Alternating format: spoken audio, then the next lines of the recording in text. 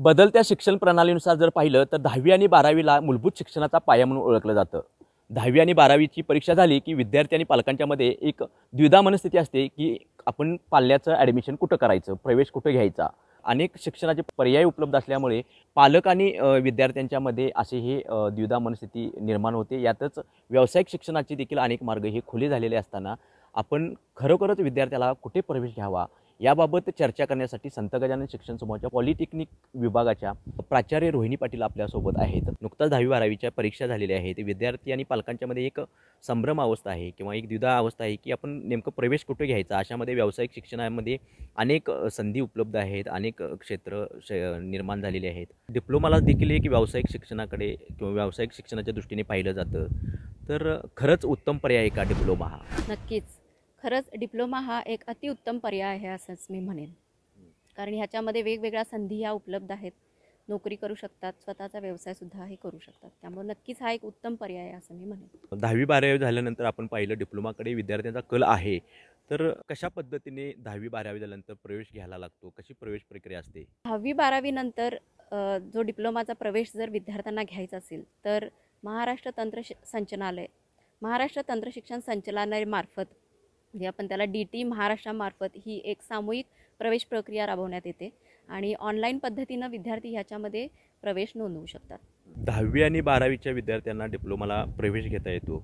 तर 10वी नंतर प्रवेश घेतलेला बरा की 12वी नंतर प्रवेश घेतलेला डिप्लोमाला बरा? खरं तर ह्याची इलिजिबिलिटी जी आहे तर ती 10वी पास कुठलाही विद्यार्थी असेल तर तो डिप्लोमाला प्रवेश घेऊ शकतो. आणि 12वी सायन्स जर विद्यार्थी झाला असेल, काही कारणानं त्याला पुढचं जे शिक्षण आहे अभियांत्रिकीला घेता येत नसेल तर तो नक्कीच डायरेक्ट सेकंड इयरलासुद्धा डिप्लोमाला आपल्याला प्रवेश देऊ शकतो. 12वी नंतर CET देऊन प्रवेश घ्यावा लागतो, अशी काय नियम आणि अटी आहेत का? नाही. आपला जो हा MSBT अंतर्गत डिप्लोमाला आहे त्याला कोणत्याही प्रकारची CET द्यावी लागत नाही. 10वी नंतरही नाही आणि 12वी नंतरही नाही.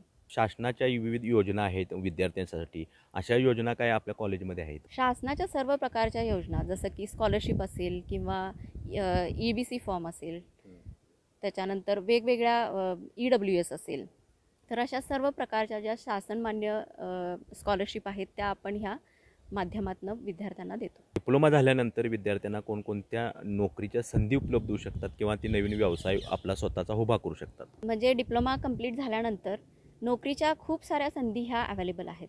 आपण आत्ताचं जग जे पाहतो किंवा औद्योगिक क्रांती जी झालेली आहे किंवा इंडस्ट्री 5.0 आलेला आहे, तर त्या अनुषंगानं आजकालचं जे शिक्षण आहे तर ते प्रोफेशनल एज्युकेशन किंवा व्यावसायिक शिक्षण हे खूप महत्त्वाचं ठरलेलं आहे. किंवा स्किल बेस्ड इंजिनियर्स किंवा skill based man power develop करणं हाच खरं तर उद्देश आहे. आणि त्या अनुषंगानं डिप्लोमा हा एक खूप चांगला पर्याय आहे. जेणेकरून 10वी नंतर 3 वर्षानंतर ज्यावेळेला ते डिप्लोमा होतात विद्यार्थी, तर नोकरीच्या संधी तर अवेलेबल आहेतच. जसं की नोकरी जर समजा तुम्हाला शासकीय विभागांमध्ये जायचं असेल तर पाटबंधारे विभाग आहे किंवा इतरही वेगवेगळे विभाग आहेत की जिथं आपण नोकरी देऊ शकतो. कॉर्पोरेटमध्ये जर म्हणाल तर वेगवेगळ्या कंपनीज आहेत, त्याच्यामध्ये खूप साऱ्या वेगवेगळ्या कंपनीज आहेत, तर तिथंसुद्धा प्लेसमेंटसाठी कंपनी ह्या येतात. आणि एखाद्या विद्यार्थ्याला वाटलं की त्याचा स्वतःचा एक व्यवसाय सुरू करायचा आहे तर 10वी नंतर नक्कीच डिप्लोमानंतर तो स्वतःचा व्यवसाय सक्षमपणे उभा राहू शकतो. आणि तसा अभ्यासक्रम ह्या डिप्लोमाच्या अभ्यासक्रमामध्ये सुद्धा करण्यात आलेला आहे. ज्या विद्यार्थ्यांना अभियांत्रिकीमध्ये करिअर करायचं आहे अशा विद्यार्थ्यांनी डिप्लोमा करायचं ठरलं, मग 10वी नंतरच तो डिप्लोमा करायचा असेल, 10वीपर्यंत मराठी माध्यमाचं शिक्षण त्या विद्यार्थ्याचं झालेलं असतं, मनामध्ये भीती असते डिप्लोमा गेल्यानंतर खूप शिक्षण अवघड जाईल, आपल्याला जमेल की नाही, अशा देखील तो द्विधा मनस्थितीमध्ये असतो. असं अजिबात नाही आहे.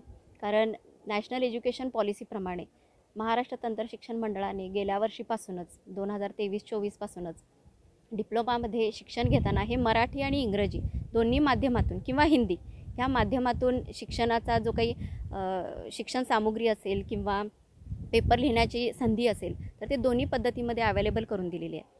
त्यामुळे मराठी माध्यमाचे विद्यार्थी असू देत किंवा कुठल्याही ग्रामीण भागातले विद्यार्थी असू देत, त्यांना डिप्लोमा करणं हे अगदी सोपं झालेलं आहे. त्यामुळे मी आव्हान करते की तुम्ही नक्कीच असं काही मनात तुमच्या न्यूनगंड बाळगू नका की डिप्लोमा हा अवघड आहे. डिप्लोमाचं शिक्षण झालं, शिक्षणाबरोबर नोकरी किंवा प्लेसमेंट ही खूप महत्त्वाची मानली जाते. संत गजानन शिक्षण समूहामार्फत गेली 16 वर्षे इथं डिप्लोमाचं शिक्षण दिलं जातं. प्लेसमेंटची काय व्यवस्था आहे तुमच्या कॉलेजमध्ये? प्लेसमेंटबद्दल बोलायचं झालं तर नक्कीच आपल्या संस्थेमार्फत दरवर्षी खूप मोठ्या प्रमाणामध्ये विद्यार्थी बाहेर पडत असतात आणि त्यांना खूप चांगल्या पद्धतीनं प्लेसमेंट देण्याचं काम ही आमची प्लेसमेंट टीम आणि सर्व कॉलेजमार्फत आम्ही करत असतो. तर त्या अनुषंगानं ह्या वर्षीच म्हणजे ॲकॅडमिक इयर आमचं जे 2023-24 जे झालं तर 351 विद्यार्थ्यांना आपण नोकरी देण्याचं काम हे करण्यात आलेलं आहे. दरवर्षी पूल कॅम्पस वेगवेगळे इथं भरवले जातात.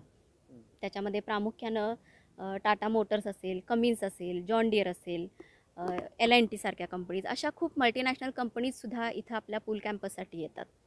तर एक चांगलं प्लेसमेंट हब म्हणून आपल्या पॉलिटेक्निककडं पाहिलं जातं आणि ह्या अनुषंगानं आपण टोटल 72 कंपनीबरोबर आत्तापर्यंत टायअप केलेलं आहे.